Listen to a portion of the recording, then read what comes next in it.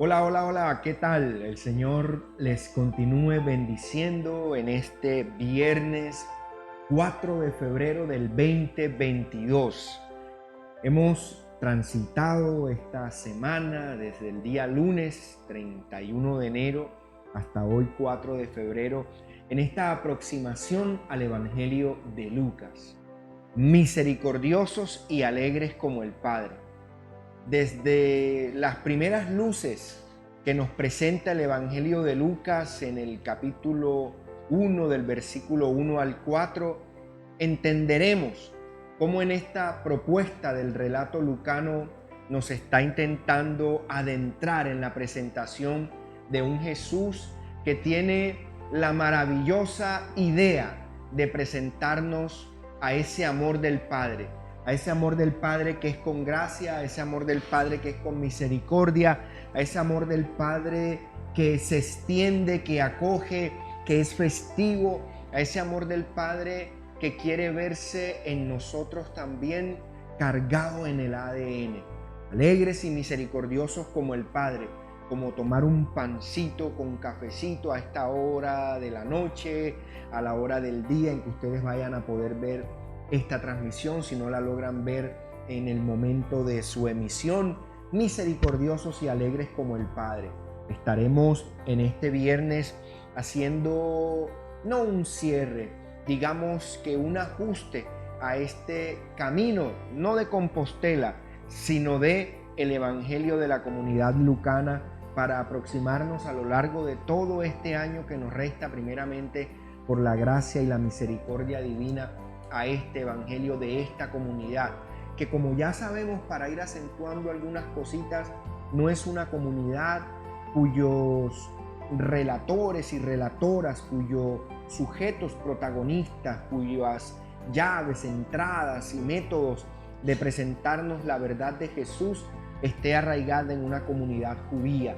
No es un evangelio arraigado al territorio de la Palestina, es un territorio que, como ya lo contamos, más bien está permeado por eso. Miren que llegó por aquí Arman. Gracias, Arman, por traernos pancito y café. No se alegren, no vamos a compartir la cena del Señor. Esto solamente es para ir aquí como medio animándonos con el cafecito y el pancito de la comunidad lucana, que estará interesado en el pan y en el café, en el alimento básico de las personas, el evangelio de la misericordia, de la justicia del Padre. Este evangelio que, como ya contábamos, ya en estos últimos estudios que los biblistas y que los dedicados a profundidad en las ciencias bíblicas nos dejan saber, en esas últimas luces que los vestigios históricos nos dan, que muy posiblemente su lugar de escritura sea Roma. Pero como decía uno de mis profesores más queridos, a los que aprecio muchísimo, el padre Carlos Eduardo Betancourt, un maestro extraordinario de la palabra, un hombre que respira palabra, respira Biblia, un hombre que vive apasionado por la escritura 24/7. Como no estuvimos ahí, no vamos a pelear por eso. Nosotros no estuvimos ahí. Lo importante es que haya sido donde haya sido compuesto, relatado, inspirado, escrito. Hoy tenemos la oportunidad de dejarnos abrazar por el Peplere Floremenum, los acontecimientos entre nosotros, el semerón, el hoy, ¿verdad?, del Evangelio de Lucas, que es el que nos importa abrazar y recibir, como recibimos el sorber y el oler. Oh, Dios mío. La delicia de este café con clavos y canelas, y preparado, por favor, por las mejores manos que podrían prepararte un café.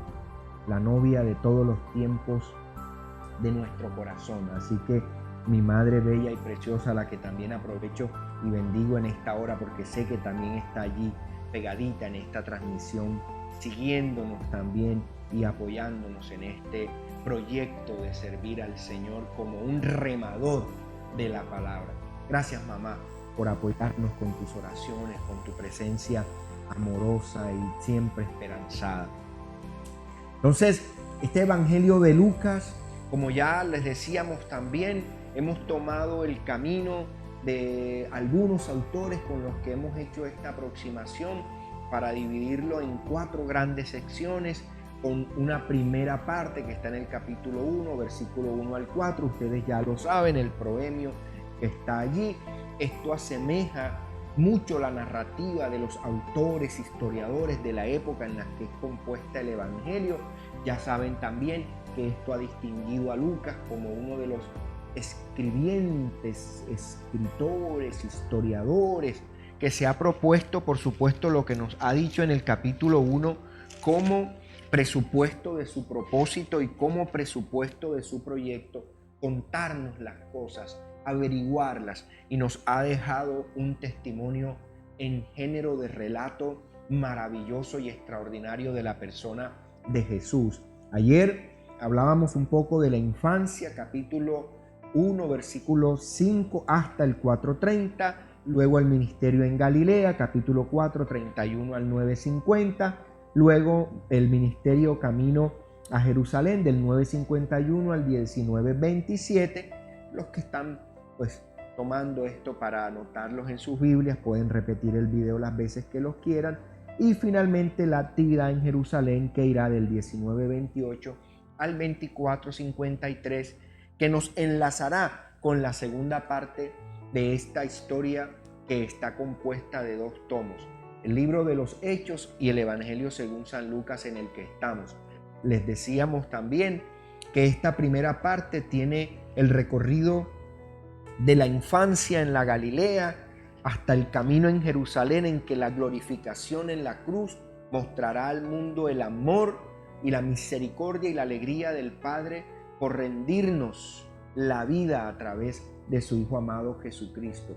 Luego empezará una nueva caminata, un nuevo éxodo, la continuidad de ese éxodo del que cuando en la transfiguración de la que Lucas nos hablará, se encontrará Moisés y Elías y hablarán de ese nuevo éxodo que está allí de alguna manera iniciándose en esa presentación maravillosa de un Jesús en quien se consustancian todas las antiguas escrituras, profecías, promesas y esperanza para materializarse en la presencia de la divina encarnación que es Jesús. Entonces, mis amados amigos y amigas, hasta aquí hemos avanzado en estos 4 días de aproximación, en este sorbo de la comunidad lucana que nos hemos pretendido servirles con toda la intencionalidad y con todo nuestro corazón de hacerlo de la mejor manera.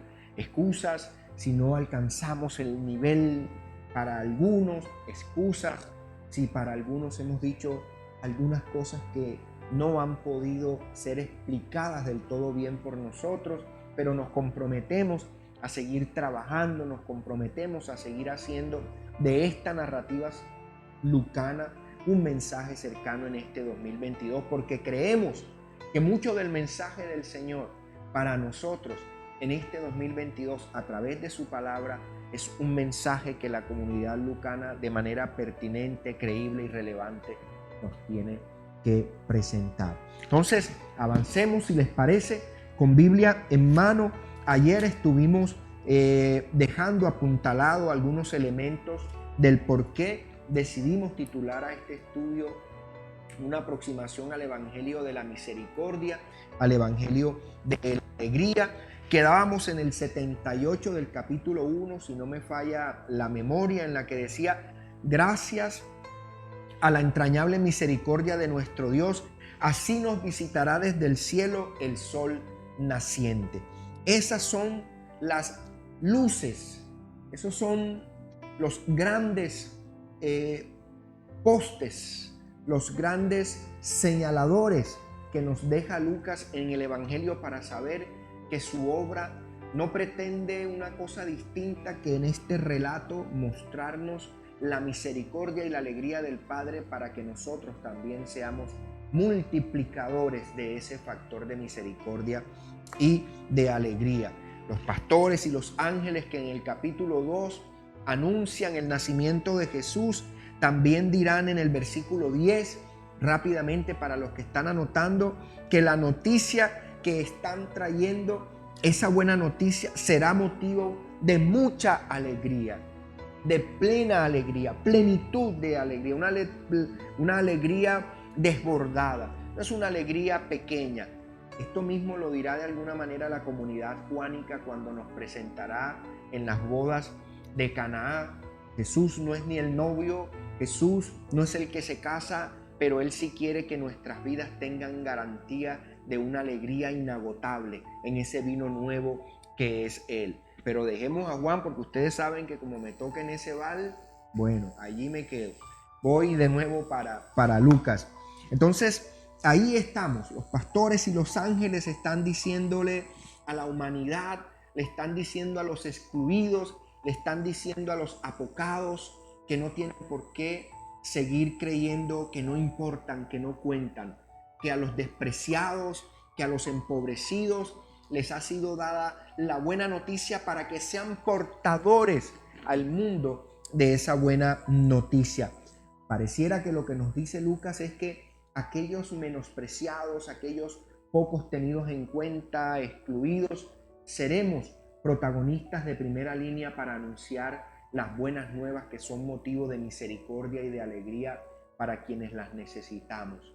Yo necesito de esa misericordia y de esa alegría todo el tiempo. El versículo 20 del capítulo 2, para avanzar rápidamente en este día, nos dirá en este 20 del capítulo 2, los pastores regresaron glorificando y alabando a Dios por lo que habían visto y oído, pues todo sucedió tal como se les había dicho. Acuérdense que Lucas tiene una intencionalidad que nos las deja saber desde el proemio, no la oculta, que podamos tener certeza en lo que hemos creído. Por eso los pastores nos ratifican en su hoy que lo que ellos están presenciando es como se le ha declarado. Tú y yo tenemos que abrazar esa verdad. Por favor, este estudio sería irrelevante, sería pérdida de tiempo si lo que estuviésemos buscando es lucir nosotros o pretender mostrarnos como conocedores. No, ya ayer lo decíamos, mientras más estudiamos, menos comprendemos y menos sabemos y más necesitamos pedir la revelación divina y más pedimos ese soplo del Espíritu Santo para que con su gracia nos revele una novedad de la palabra que sea como pancito delicioso. Este pancito, este es de canela, Arman. Canela y miel, por favor, por favor. Qué delicia. Estoy que me tomo la merienda completa, pero aquí estamos. Delicioso. Y así tiene que ser. No sé, de pronto para ti es delicioso un sancocho de pescado con arroz con coco, o es delicioso unas pastas, un penne con búfala. No sé qué tipo de plato a ti te guste, pero la escritura tiene que ser para ti ese plato que te fascine, del que nunca te canses de comerlo, del que siempre lo quieras disfrutar, saborear, como unos buenos espaguetes a la boloñesa, deliciosos, o unos buenos espaguetes con atún, en salsa de verdura. No, por favor, sigamos aquí concentrados. Entonces, los pastores glorifican a Dios porque confirman la palabra que se les ha sido dada. Una palabra de misericordia y una palabra de alegría. Y ellos se convierten en remadores. Van contando, alabando por lo que han visto y por lo que han oído. Arman el escándalo, como diríamos nosotros aquí. Arman la bulla. Van con el cuento porque me amerita ser contado el cuento. Luego avanzaremos en el Evangelio, en la presentación del niño en el templo. Nos dejará saber Lucas, ayer lo decíamos también, en este prototipo lucano, ¿verdad? Que nos está insertando toda la tradición veterotestamentaria para decirnos Jesús la está cumpliendo, y nos dejará saber en el versículo 2, en el capítulo 2, en el versículo 40, a semejanza de lo que ocurre en la tradición que se inicia en el ciclo de los profetas con Samuel, que Samuel crecía en gracia y en conocimiento allí en el templo. Nos dirá lo mismo del Señor Jesucristo, para presentarlo como un profeta del anuncio de la misericordia. El niño crecía, se fortalecía, progresaba en sabiduría y la gracia de Dios lo acompañaba. Quienes estaban familiarizados con la Biblia de ese tiempo, con la tradición veterotestamentaria, cuando escuchaban esto decían, wow, esto nos está recordando a nuestro gran profeta Samuel. Entonces, ahí hay una intencionalidad muy fuerte de Lucas que, insisto, no la oculta, porque él lo que está pretendiendo es que creamos que Jesús es el cumplimiento de la promesa perfecta de Dios, que anunciaba misericordia y alegría para su pueblo. Avanzaremos y llegaremos al capítulo 3. Allí en el capítulo 3, esta parte de la infancia del Señor que llega hasta el 4:30, tiene algo importante con lo que quiero quedarme unos minutos más. Arman, si podemos ir en el capítulo 3 al versículo 18. A manera de una construcción paralela, Lucas nos narra un acontecimiento de Jesús y nos narra un acontecimiento de Juan. Hasta aquí prácticamente Juan aparecerá en paralelo con la historia de Jesús. De allí en adelante Jesús inicia el camino con otros y con otras. El relato continuará, el nuevo éxodo continuará. Ya los protagonistas y las protagonistas serán otros y otras. Entonces, versículo 18. Está hablando de Juan, no tengo el tiempo para leer todo el capítulo 3, pero Juan está en el desierto, Juan está diciendo que hay que preparar el camino, que haya sendas derechas, etcétera, etcétera, etcétera, etcétera. Les pega sus peinadas a los religiosos bien duro, les dice que los que le esperan son los sótanos del infierno, en fin. Por ahí se va Juan en su discurso. Y en el versículo 18 nos cuenta la narrativa lucana lo siguiente. Y con muchas otras palabras exhortaba Juan a la gente y le anunciaba las buenas nuevas. Pero cuando reprendió al tetrarca Herodes por el asunto de su cuñada Herodías y por todas las otras maldades que había cometido, Herodes llegó hasta el colmo de encerrar a Juan en la cárcel. ¿Por qué quiero tomar este apartado? Hay muchas personas que se acercan a mí. De hecho, recuerdo a alguien que me dijo que la predicación que hacía yo estaba buscando algo así como,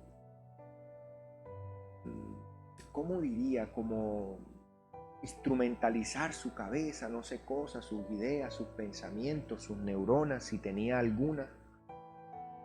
Como un adoctrinamiento. Eso, Arman, gracias, papi. Por eso tú estás aquí palmo a palmo conmigo. Gracias, Arman. Que era un adoctrinamiento y que se iba de la iglesia. Y esta persona, si algún día ve, sabrá que estoy hablando de ella. Que por eso no seguía aquí, porque él no podía seguir siendo adoctrinado. Porque ya él estaba en otro nivel y que ya él era de arzoapóstol por allá, en otra cosa. Me pareció fabuloso, me pareció maravilloso. Lo que me llamó la atención, y traigo esos diálogos aquí para no tocar a nadie más, sino en primera persona, es que el testimonio de Jesús y el testimonio de Juan el Bautista, si le tenemos miedo a la palabra adoctrinamiento y queremos cambiarla por instrucción, por edificación, por corrección, no sé, por otra que les parezca menos fuerte, ¿no? Y les parezca más tibia. Cuando nosotros vemos lo que hacen los profetas, no es andarle vendiendo a la gente humo. Es que yo veo, es que veo en tu futuro. No, eso déjeselo a los brujos y a los hechiceros y a los tarotistas, que para eso existen y son engañadores. La cristiandad y el profetismo, cuando se estudia con seriedad, jamás el profetismo fue usado para eso. Eso es en este tiempo presente en el que las supuestas profecías son para manipular a la gente y venderle a la gente humo. Y me perdonan si no les gusta que diga esto, pero es lo que el Señor me pone a decir. Si a otro Dios lo pone a decir otras cosas, bueno, a mí me pone a decir esto y lo voy a decir. Y voy a asumir las persecuciones y voy a asumir los riesgos. Tengo más de 20 años de estar asumiendo en este país riesgos latentes, reales, por decir las cosas como las pienso. Y no me lo tomo personal con nadie, me lo tomo de una manera real en mi fe, en un compromiso con el Señor. Y denunciar las injusticias y denunciar lo que no está bien, por favor, lo haré de frente. Lo que sí no voy a hacer nunca es dedicársela a echarle la culpa a los homosexuales, a las lesbianas, al que toma trago, al que fuma, porque según eso son los responsables de los males del mundo. No seamos tontos. Si por fumar y por beber fuera que el mundo y no hacerlo se fuera a arreglar, téngalo por seguro que el primero que salía a hacer una cruzada contra el cigarrillo y la cerveza y todo lo demás sería yo. No, hay cosas más profundas en el corazón del ser humano que por la cuarta debajo del ombligo, que es otra de las cosas que pareciera que no se pudiera predicar de otra cosa, sino de la genitalidad. Yo, en serio que lo podríamos discutir seriamente con quien quiera, con Biblia en mano. ¿Dónde está la preocupación de Jesús por la genitalidad y la sexualidad de la gente. Y pongámoslos en un paralelo frente a la preocupación de Jesús por la práctica de la justicia, de la misericordia, del amor. Entonces, aquí Juan está hablando de unas situaciones en las que Herodes había asesinado, había matado. Nos podríamos quedar creyendo que el problema de fondo era sexual, y no era sexual, era que habían matado, habían asesinado, se cometían injusticias. Estudie para que usted vea quién era este personaje siniestro. No usaba Crocs, pero se le parece. Entonces, si usted colegia y pone en paralelo los sinópticos, no me voy a ir a Mateo, me voy a quedar con Marcos. Y usted lee Marcos 6 del 14 en adelante al 29. Usted va a encontrar que Lucas también nos cuenta que incluso Herodes hasta admiraba a Juan. Pero para mí es una admiración inútil. Y le dije que me quería quedar unos minutos aquí porque hay un mensaje profundo. Así como el silencio mesiánico en Marcos tiene una profundidad para enseñarnos que aunque los demonios confiesen a Jesús, nunca creerán en Él y su adoración será falsa. Que aunque los enfermos confiesen a Jesús, si no lo hacen de corazón, su adoración solo será por comprar un favor, por recibir una respuesta, por comprar algo de Dios, será falsa. Y por eso Jesús los manda a callar. Pero no estamos en Marcos, volvamos a Lucas. Entonces nos está diciendo aquí que Herodes llegó hasta el colmo de encerrar a Juan en la cárcel. Sabemos que la historia termina terrible, con Juan con su cabeza cercenada, puesta en una bandeja y presentada como una ofrenda. Pero el asunto es que tú puedes tener admiración, que tú puedes admirar a Dios, pero puede ser una admiración inútil, que no sirve para nada. Puedes fingir tener una admiración afable por mí. No admiración servil, por favor. Quienes conocen mi hacer y mi actuar y mi servicio por más de 20 años como ministro del Señor, jamás he cogido la palabra para que ella se convierta en una plataforma para que me sirva a mí, para que yo sea el centro de lo que la palabra tiene que recibir como respuesta, no. Y por eso me atrevo a decir las cosas que digo. Por eso me atrevo a hacer las denuncias como las hago. Aunque a algunos no les gusten y les parezcan que son instrumentalizaciones. Pero me parece a mí que es más instrumentalización venderle un humo y un culto vacío a la gente, en la que la gente no piensa, en la que la gente no lee el contexto de la historia y cree que lo único que importa es su propio bienestar y su crecimiento y su desarrollo y sus riquezas y sus fortunas. Ya ustedes recordarán que leímos en el Magnificat lo que para el Señor significa eso.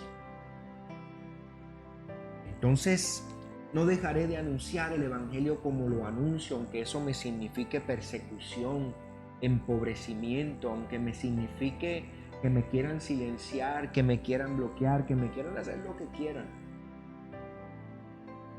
Mientras haya aliento en mí, no dejaré de hacer las cosas por las que siento en mi corazón la convicción de anunciar el Evangelio. No hay una sola persona que pueda decir que yo me le he acercado a hablarle del Señor porque tenga un interés personal en que me importa. Sirvo al Señor con convicción, padezco el precio de creer en el Evangelio de la manera como creo. Podría estar en otros lugares, podría estar haciendo muchas cosas más. Pero insisto, me quería tomar estos minutos para entretejer en primera persona, para no tomar a otros. Podría dar testimonio de otros que conozco también, que han tomado el Evangelio, hombres y mujeres en comunidades empobrecidas, sirviéndole al Señor no por oro, no porque sean asalariados y cuando ven el lío dejan a las ovejas solas, no. Hombres y mujeres que ofrendan su vida todos los días, no por la prosperidad de un sistema religioso, sino por la prosperidad del reino de los cielos, que es alegría, misericordia, más allá de las riquezas que se van a quedar aquí donde la polilla y el orín corrompen. Juan asume esos desafíos y nos enlazará con Jesús. No es una admiración inútil la que tú tienes que tener por el Evangelio. Oh, sí, oh, el Evangelio es muy lindo. Oh, sí. El Evangelio es una maravilla. Oh, no, sí, el Evangelio. Pero no te comprometes. No tomas parte. Admiración inútil. Admiración inútil. Que termina por cortar cabezas. Porque cuando no te resulta agradable lo que el Evangelio te dice y la confrontación que te hace, no por tu ejercicio de tu sexualidad, sino por tu práctica de justicia. Porque nos los dejará saber Lucas también. Lucas se moverá del Levítico, del Dios del Levítico, santo, santo, santo, al Dios del Éxodo, misericordioso, misericordioso, misericordioso. Es que de nada nos vale fungir de una moralidad alta, ser providas, cuando en las calles miles de niños no comen y muchos amasan fortunas en nombre de Dios. Válgame usted. Admiración inútil. Inútil. Y ahí terminará en el 4:30 presentándonos la genealogía de Jesús, que en Lucas irá de una manera excepcional, tomada desde María. Ya lo hemos prometido, estudiaremos a fondo luego estos otros detalles que por tiempo no podemos. Lucas traza una línea en la genealogía que nos presenta desde los hijos a los padres. Mateo lo hace a la inversa, y presenta bloques de generaciones, 14, 7, y va estructurando un mensaje. Cuando volvamos a Mateo, en su momento, seguro hablaremos de él. Y en esa genealogía que nos presenta Lucas, irá hasta Adán para mostrarnos que Jesús es ese nuevo Adán que viene a redimirnos en misericordia y a alegrarnos por poder volver a la casa del Padre. Es una cosa maravillosa esa genealogía. Usted la ve llena de nombres, pero hay que entender el contexto. Acuérdese de lo que Lucas está queriendo decirnos. Es un relato que nos cuenta a Jesús, no como un periódico de ayer, sino como la novedad de un permanente hoy. Y luego nos hablará en el capítulo 4 de la tentación de Jesús. Oh, acuérdense, lo dije en uno de los mensajes pasados de días domingos. Oh, nos gusta que Jesús se enfrente al maligno por nosotros. Esa parte, hay una parte de la cristiandad que es feliz, feliz, hablando del diablo a toda hora. Nosotros en esta comunidad hemos escogido hablar de Dios a toda hora. A tiempo y afuera de tiempo hablamos de Dios. No tenemos tiempo para perder en conocer al diablo. Tenemos que invertir nuestra vida en conocer más y más a Dios. A eso vino Jesús, no a presentarnos al diablo, a volvernos a poner en comunión clara, diáfana, fluida con el Padre. Pero nos gusta el Jesús que pelea contra el diablo si estamos en enfermedad, si necesitamos resolver un problema, si necesitamos ese Jesús que pelea contra las circunstancias del mundo. Oh, pero cuando viene el Jesús que según el versículo 18, ya sobre esto también enseñamos un domingo, usted puede ir y lo mira, que el Espíritu del Señor está sobre él, porque lo que Él quiere es que nosotros traigamos esperanza en los pobres, porque Él lo que quiere es que anunciemos libertad a los cautivos, porque Él lo que nos está pidiendo es que dejemos de tener la luz del Evangelio para solo alumbrar nuestras mesas, donde negociamos por plata de lentejas y por platos de lenteja la verdad del Evangelio, y nos vendemos a las potestades de este mundo. Pero el discurso es seguir hablando del diablo y el diablo y el diablo y el diablo. Y el diablo en Lucas somos nosotros mismos. Esa es otra cosa impresionante en Lucas. El diablo no son cachos y colas. Entonces, a poner en libertad a los oprimidos, la gracia, misericordiosos, porque la misericordia del Padre trae esperanza, trae libertad, trae luz y trae gracia desbordante. Esa es la misericordia del Padre, incondicional, irrestricta, sin que firmemos letras en blanco ni tengamos que estar pagando a cuotas una salvación con pactos y con ese mercantilismo del evangelio de la prosperidad. Olvídese de eso. Darle diezmos, ofrendas, primicias al Señor, lo veremos también en Lucas. Es un asunto de vida. No se pierda mañana, no, el domingo, nuestro servicio. Estaremos hablando de la viuda en el evangelio de Lucas que dio la vida. Para Jesús, darle a Dios más que los montos y la transacción financiera es la vida. No importa si le das 1 millón o le das 10 pesos. No importa si le das 100,000 pesos o 100 millones. No me vengas con que si no es lo mismo recibir 100 millones. No, olvídate, no son las cantidades.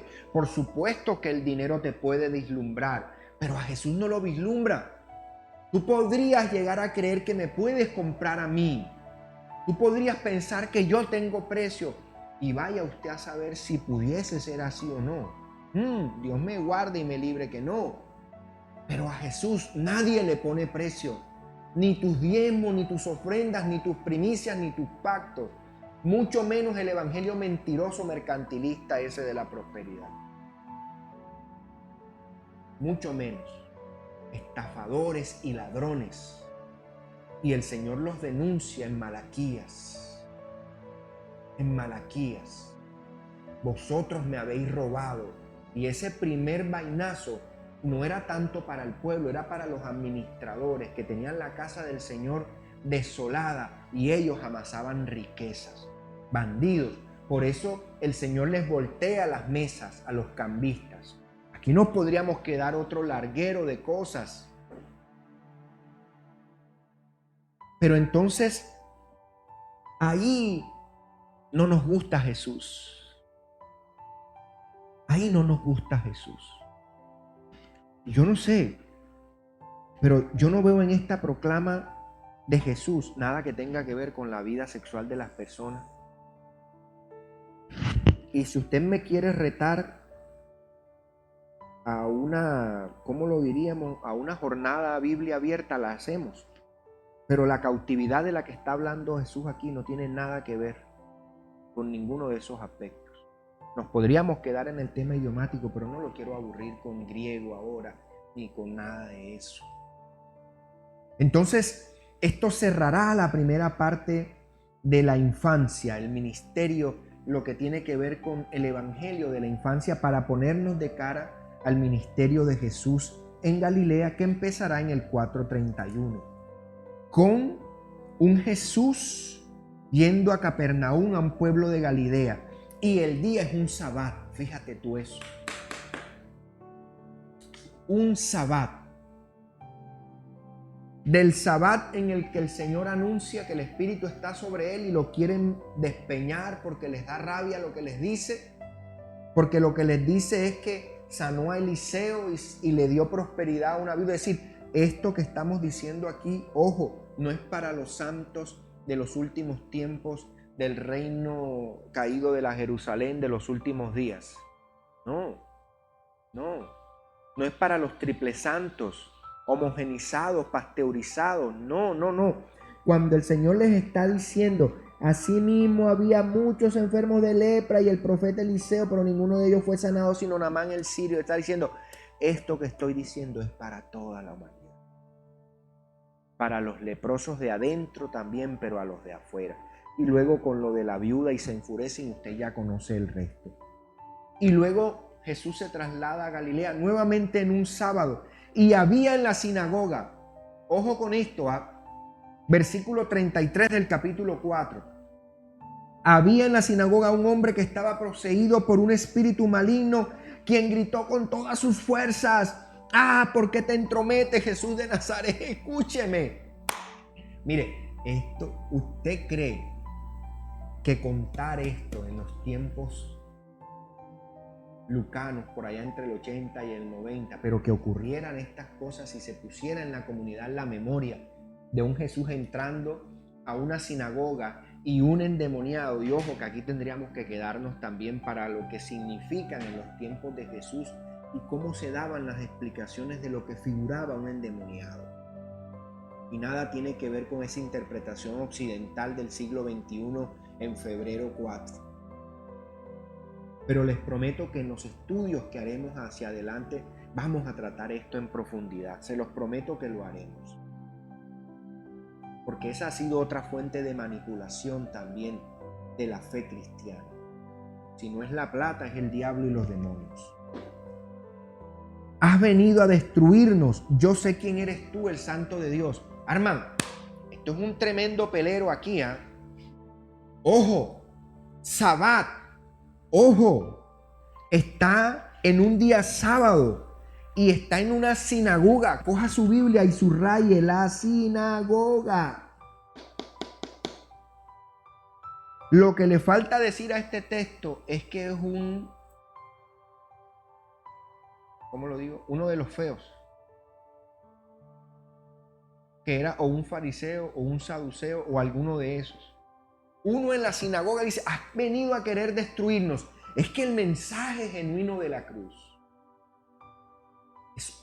es un peligro para quienes dentro de la institucionalidad se creen con la verdad. Y el endemoniado, más que ser poseído por un principado, potestad y demonio y todo ese montón de cosas que la gente pierde tiempo estudiando en vez de estudiar a Dios, porque si lo conociéramos no andaríamos temiéndole tanto al mal, sino que lo enfrentáramos en nosotros mismos con la verdad de Dios. Has venido. Y en el versículo 34, ¿por qué te entrometes, Jesús de Nazaret? Has venido a destruirnos. Es una ironía, es en el lenguaje de la tradición griega, de los escritores, hay una ironía profunda allí, como cuando con anterioridad han dicho que estaban asombrados y usted cree que ese asombro es favorable, pero no, es a contrario, todo lo contrario. Aquí sigue el mismo hilo conductor Lucas en esta narrativa prodigiosa de inspiración celestial, pero de mano humana, mirando las realidades, no desconectados. Entonces el demonio derribó al hombre en medio de la gente y salió de él sin haberle hecho ningún daño. Lo que el Evangelio quiere no es hacernos daño, sino liberarnos de aquello. Acuérdese, mire, por favor, siga lo que nos está diciendo. Acaba Jesús en el versículo 18 al 19 de decirnos que Él ha venido a traer libertad a los cautivos, a los ciegos, todo esto. Y lo primero que ocurre es que en una sinagoga a un endemoniado lo libera de su cautividad. En una sinagoga, no allá afuera en una parranda, en la troja.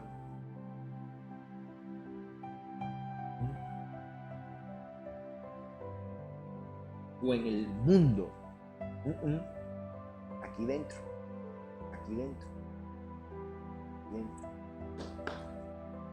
Todos se asustaron y se decían unos a otros: ¿qué clase de palabra es esta? Con autoridad y poder les da órdenes a los espíritus malignos y salen.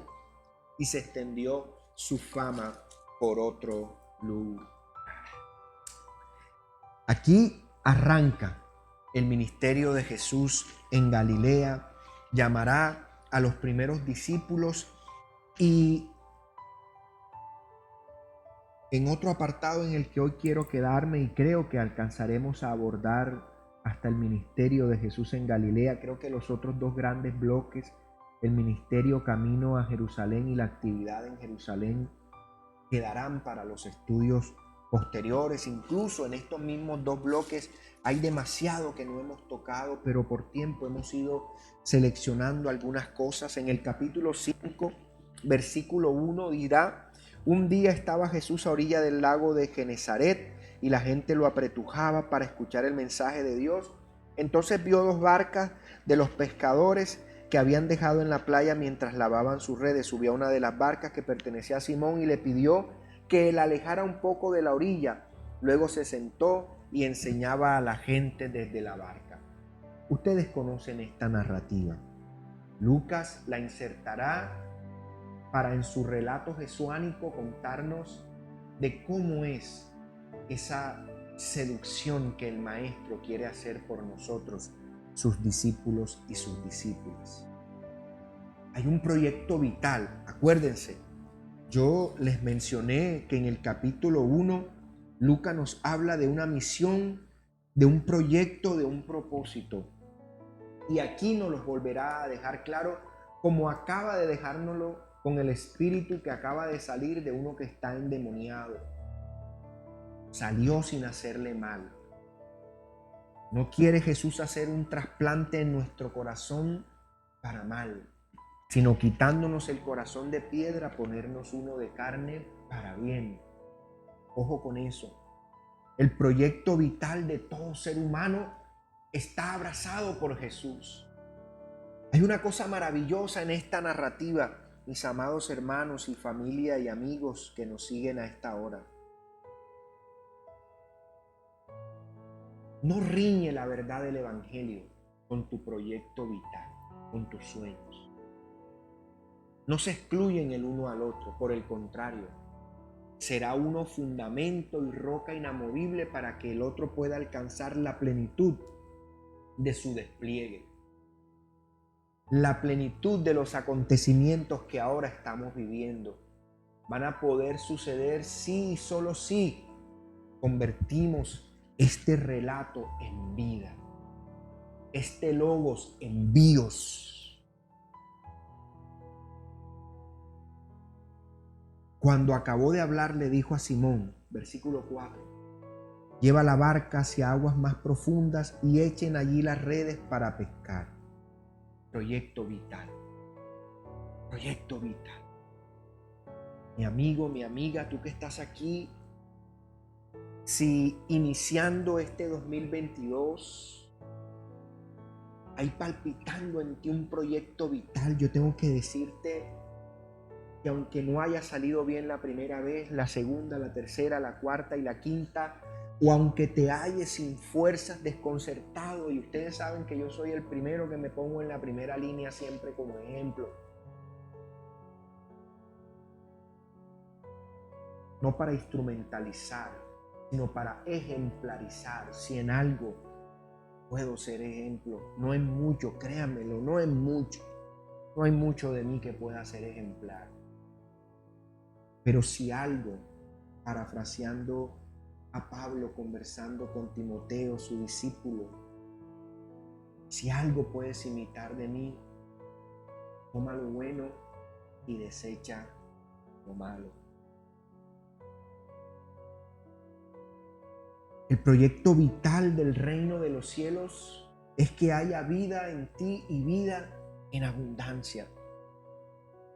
Es una maravilla lo que ocurre en este relato de la llamada pesca milagrosa, que en Lucas es el llamamiento de los primeros discípulos.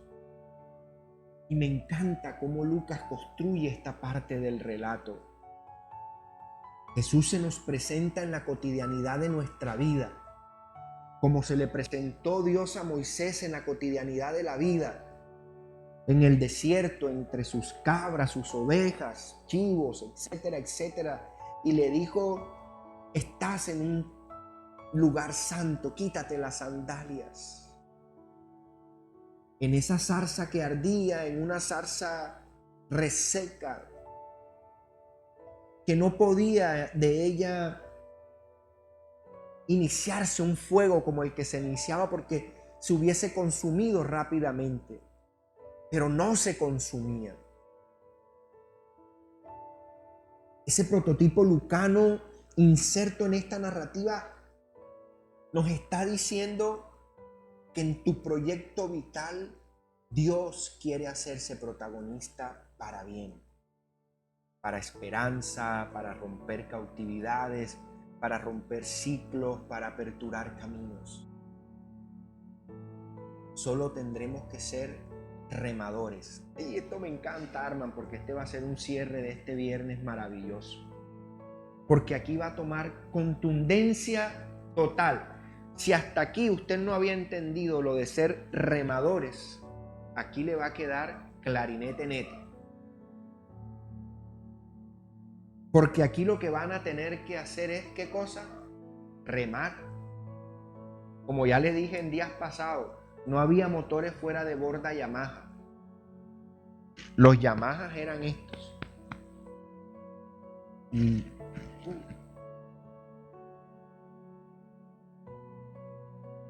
proyecto vital. Estás emprendiendo un proyecto vital con este inicio del 2022. Sin importar los augurios, sin importar las noticias, hay una buena nueva por encima de ello hoy.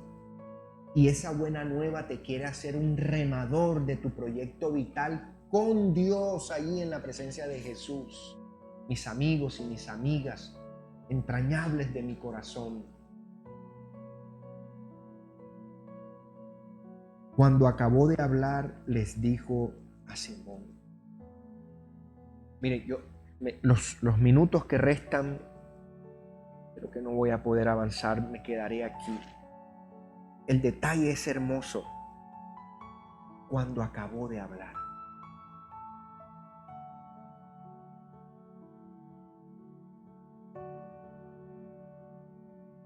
Escuchar es importante. Escuchar lo que el Señor tiene por decirnos. Aunque a veces nos resulte incómodo, aunque a veces parezca que nos están... o aunque a veces parezca que como a Zacarías lo están regañando fuera de que lo han tenido que poner a esperar mucho tiempo, termina mudo. Escuchar. Escuchar. El cansancio para remar era el mismo para escuchar. Sí, las excusas que a veces ponemos para no oír al Señor son las mismas excusas que finalmente nos apartan de la voluntad de Él en nuestra vida, que es para bien. Cuando acabó de hablar, cuando acabó de decir la buena nueva, lo maravilloso de Lucas es que no nos deja saber cuál es el mensaje. Y esa tipología abierta te permite decirte a ti hoy cuál es el mensaje del Señor para ti hoy. Ni siquiera pienses que es lo que yo te estoy diciendo, lo que algo Dios ya te haya dicho a ti. Somételo al filtro y pruébalo al Espíritu Santo y ora. Cuando acabó de hablar, le dijo a Simón: predicación para todos. Así también hay instrucción para cada uno. Te lo repito. La predicación es para todos. Sin embargo, la instrucción es diferencial para cada uno. En un mensaje habrá una parte que será para ti, otra para ti. Gloria a Dios si toda es para ti. Y si ninguna es para ti, entonces comienza a preguntarle al Señor cuál es el siguiente paso, hacia dónde tengo que ir. Le dijo a Simón: lleva la barca hacia aguas más profundas, más profundas. Este estudio previo a Lucas le dio horizonte a la consigna que en este año nosotros estamos declarando en esta congregación. Fue creíble, fue relevante, fue pertinente. Para que eso ocurra hay que ir para adentro con el Señor. El año pasado, aún lo tenemos en nuestras redes porque es vigente. Un año para Cristo, y ya usted sabe, sobre eso le dijimos suficiente. Y si ese año sirve para cimentarte en Cristo, que este año sirva para que tu fe madure y produzca frutos. Lleva la barca hacia aguas más profundas y echen allí las redes para pescar. Pero ustedes saben, las barcas ya estaban a la orilla. Los que tenemos la oportunidad de estar cerca del mar, el esfuerzo por sacar la barca a la orilla para que no se la lleve la marea, limpiar las redes, lavarla, estar cansado, el proyecto vital no va bien. Si alguna persona, una solita, está sintiendo que su proyecto vital no va bien, hay algo importante para ti y para mí en esta plática de hoy, en este acercamiento a la misericordia y a la alegría del Padre. Porque la misericordia y la alegría del Padre se complementan en nuestras vidas transformadas, en un proyecto vital que corre como ríos de agua viva, no que se estanca. Yo lo digo todo el tiempo a las personas de esta iglesia, de esta comunidad. Si alguien aquí cree que está estancado, que no, le digo, corre por tu vida, huye huye. Pero no te vayas buscando experiencias emocionales y a la carta como si la iglesia fuera un menú. No, de verdad, porque te vayas es porque experimentes que tienes realmente que pasar a un nivel en el que aquí ya no es. Hey.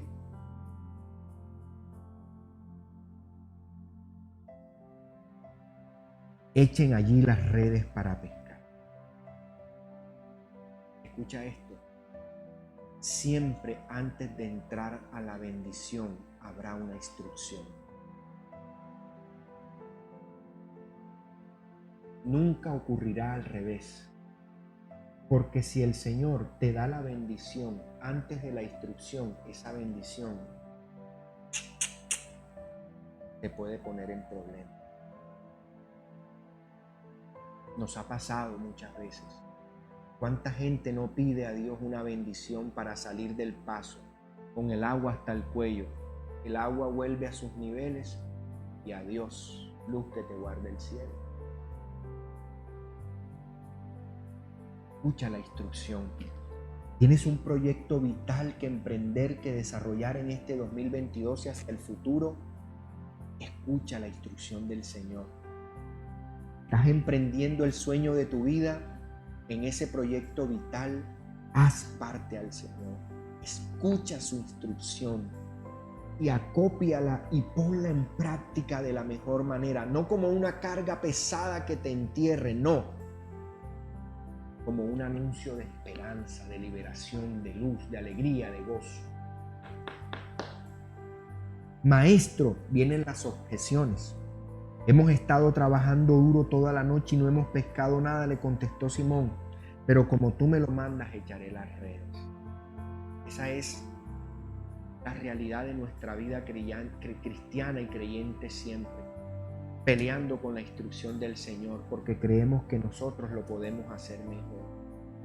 Siempre intentaremos hacer la palabra de Dios para nosotros inválida.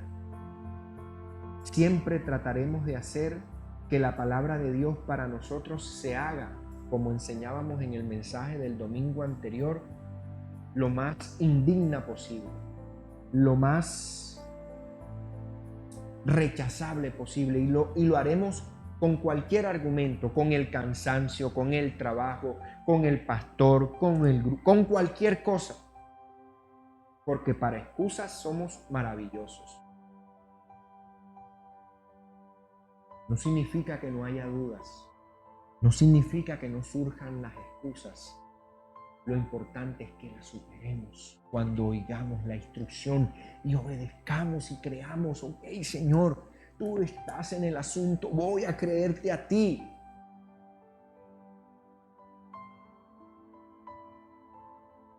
Este inicio del ministerio en Galilea tenía Lucas que configurarlo así, porque van a ocurrir muchas instrucciones hasta el capítulo 24 y se desplegará más aún en los 28 de Hechos de la obra lucana,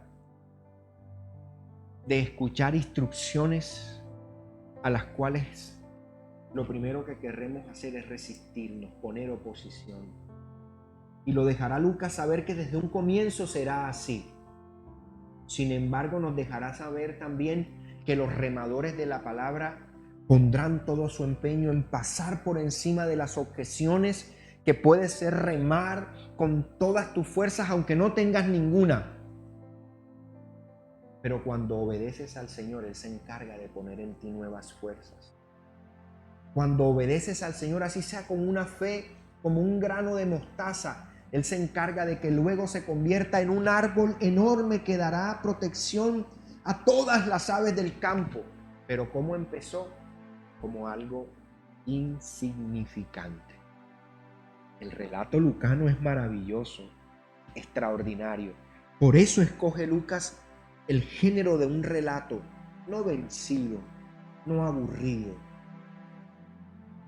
no sin contexto y realidad en el hoy, completamente vigente. Peplere Floremeno, Semeon, hoy, remadores y remadoras de la palabra. Preparémonos para las grandes fiestas de alegría y de gozo que se nos vienen de fin de semana, y cada fin de semana y cada miércoles, pero cada lunes y cada martes sea una fiesta para encontrarnos con el Señor y su palabra, a pesar de las circunstancias emocionales, físicas, personales que haya.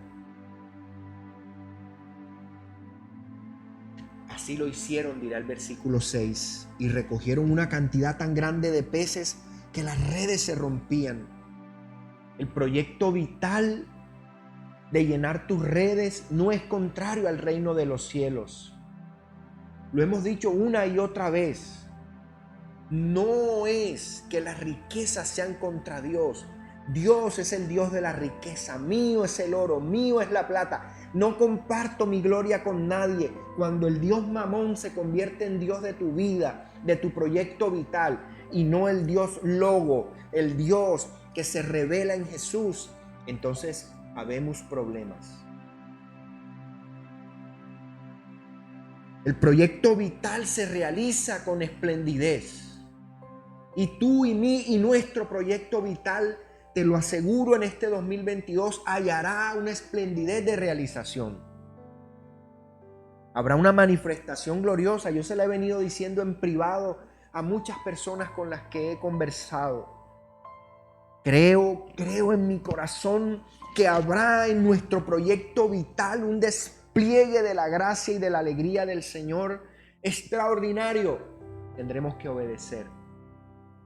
Tendremos que mantenernos conectados con Él. Servidores de la palabra. Servidores de la palabra. Amada familia. Avanzaremos y con Lucas lo que vamos a vivir es un relato del resucitado que no se ha detenido, sino que continúa conforme al libro de los Hechos lo deja abierto hasta los confines del mundo. Y hoy los confines del mundo es el lugar donde tú me estés escuchando. Este relato transforma vidas para que haya proyectos vitales que se realicen en abundancia, en vino sobreabundante, como en las bodas de Canaán. Aquí faltan los peces. ¿Sí ves cómo se encuentran las narrativas, Arman? En las bodas de Canaán, lo que falta es vino. Y allí inicia Jesús su ministerio, desplegando vino de a casi 4 o 3 botellas por persona. En Lucas no es el vino sino los peces, pero es la misma construcción teológica, es el mismo sentido de lo que está queriendo decirnos el Evangelio hoy. La realización del proyecto vital de las bodas de Canaán, que no se detiene, acontecerá también en esta pesca milagrosa y en tu vida y en la mía. No se va a detener nuestro proyecto vital. Va a avanzar si ponemos al Señor en el primer lugar, le obedecemos contra el cansancio, contra mí mismo, poniendo todos los argumentos vencidos bajo la autoridad de la palabra. Porque tú lo mandas. Ojalá subraye. No porque lo manda el pastor o lo manda, no, y que yo lo manda el Señor, su palabra. Lee su palabra, por favor. Su palabra no pasará. Es una cosa maravillosa esta construcción lucana. Así lo hicieron. Y me recuerda a María cuando le dice a los servidores en Juan, ¿lo recuerdan? Hagan lo que Él les diga. Es lo mismo, es una cosa... Arman, hoy debiéramos estar tomando vino y no café. Pero bueno, el café está delicioso. Mire esa cosa maravillosa, preciosa. María en la tradición juánica, hagan lo que Él diga. Aquí es Jesús quien les está dando una orden.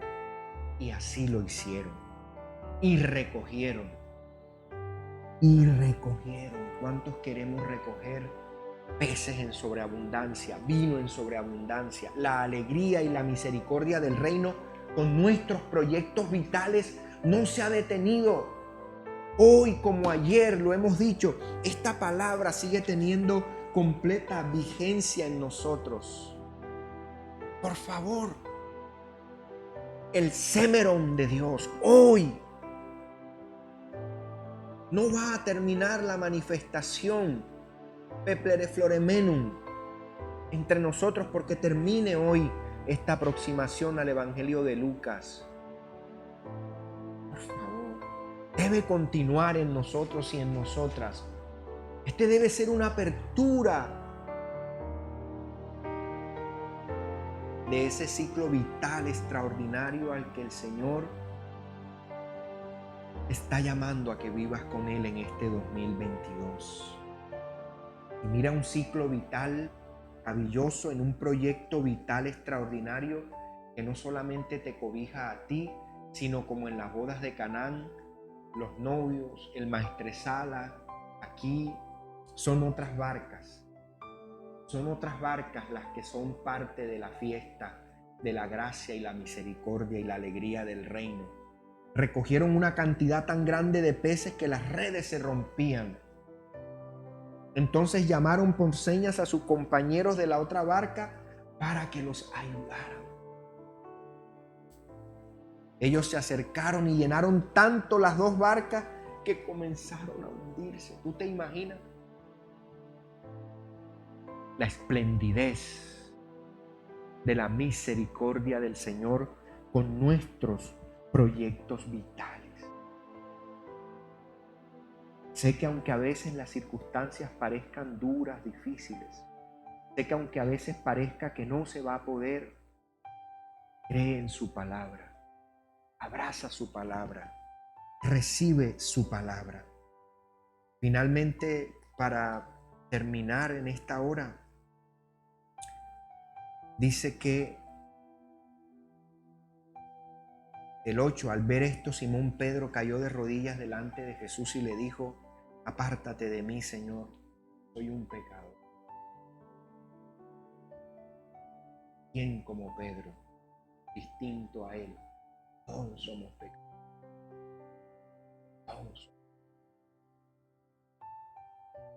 Pero yo ruego para que, como en Lucas 24:45, en el camino de Emaús, esta aproximación abra nuestro entendimiento. Así como esta manifestación primaria, primigenia del Jesús pedagógico abre el corazón de Pedro para reconocer que es un pecador, lo haga en nosotros y nos convierta en pecadores confesos, pero dispuestos a obedecer al Señor. Al ver esto, Simón cayó de rodillas delante de Jesús. Habría tanto que decir aquí, pero el tiempo se nos ha terminado y debemos concluir. Lucas nos da con esta perspectiva un sorbo de lo que es nuestra vida cuando se rinde en sus proyectos vitales delante de Él. Todo ser humano hace parte del proyecto vital del reino de los cielos. Ser misericordiosos y ser alegres como el reino de los cielos nos es manifestado en Jesús. Es un camino el que estamos recorriendo, es un nuevo éxodo en el que nos hayamos iniciado. Tendremos que trabajar con la oración como Lucas nos dejará saber. Tendremos que trabajar con la fuerza del Espíritu como Lucas nos dejará saber para avanzar en ese camino. Tendremos que enamorarnos del reino de Dios a través de la obra de Jesús para poder encontrarnos en ese camino.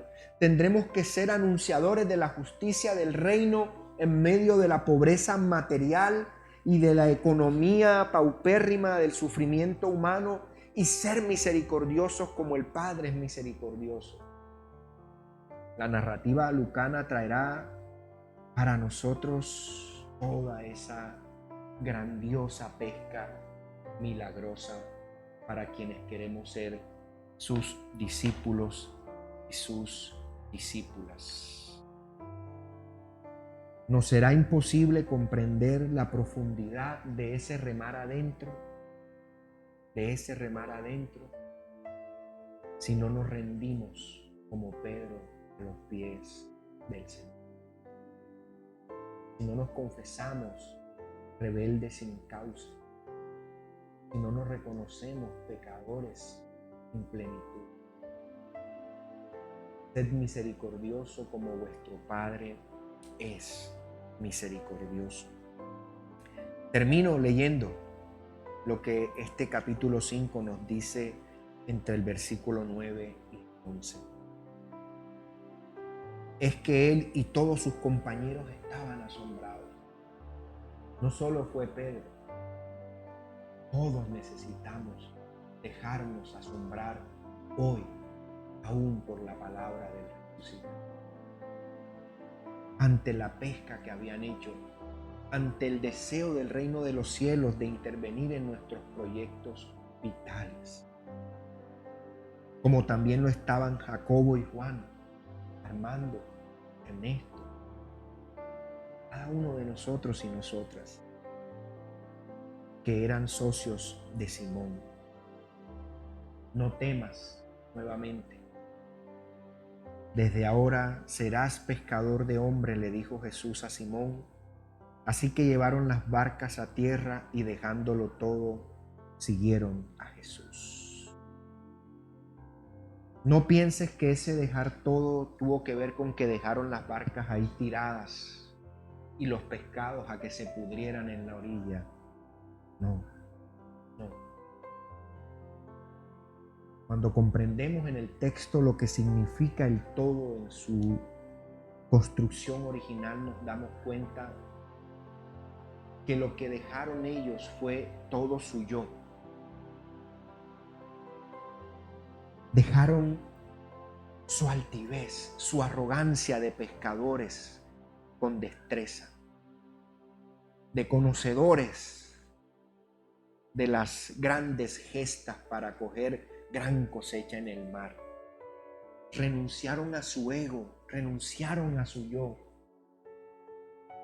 Tú y yo estamos siendo llamados por el Señor también a renunciar a todo ese ego, a todo ese yo que nos impide reconocernos como remadores de lo profundo que significa seguir al Maestro. Amigos, amigas, familia de la fe, comunidad cristiana anabautista La Unción, preparémonos porque este fin de semana celebraremos al resucitado entre nosotros, como esta primicia de esta gran pesca, como la primicia de las bodas de Canaán. Celebraremos la preeminencia de Dios en nuestra vida. Preparémonos, dispongámonos, rindamos nuestro ego, rindamos nuestra dureza de corazón, corramos al encuentro con el Maestro, abramos el corazón de paz, de par en paz, de par en par y en paz, sin temor, con el corazón rendido. y dejemos todo lo que nos separa del Señor y sigamos.